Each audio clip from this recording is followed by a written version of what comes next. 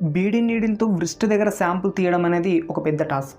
సాధారణంగా beedi నీడిల్తో four arm దగ్గర veins ప్రాపర్గా కనిపించని వాళ్ళకు తీయడమే కష్టం. అలాంటిది వ్రిస్ట్ దగ్గర అంటే అది చాలా కష్టం. బీడీ నీడిల్తో వ్రిస్ట్ దగ్గర శాంపుల్ కలెక్ట్ చేయడం అంత ఈజీగా ఉండదు. ప్లెబోకి కష్టంగానే ఉంటుంది, అలాగే పేషెంట్కి కూడా ఇబ్బందిగానే ఉంటుంది. ప్లెబోకి ఫోర్ ఆర్మ్ దగ్గర వీన్స్ ప్రాపర్గా కనిపించకపోవడం, ఫస్ట్ ప్రిక్కింగ్కి బ్లడ్ రాకపోవడం వలన వ్రిస్ట్ దగ్గర తీస్తాను.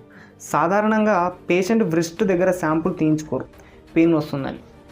బ్లడ్ శాంపుల్ ప్రిక్ చేస్తున్నప్పుడు పెయిన్ రావడం మంచిది. ఎందుకంటే పెయిన్ రావడం వల్ల మన సెన్స్ ఆర్గాన్స్లో ఒకటైనటువంటి స్కిన్ ఎలా వర్క్ చేస్తుందని తెలుస్తుంది. ఒకవేళ పెయిన్ రాకపోతే స్కిన్ తన టచ్ సెన్సిబిలిటీని కోల్పోయినట్లు మనం గమనించవచ్చు. మీరు చూస్తున్న పేషెంట్కి ఫోర్ ఆర్మ్ దగ్గర వీన్స్ ప్రాపర్గా కనిపించడం లేదు, కాబట్టి వ్రిస్ట్ దగ్గర తీయడం జరిగింది.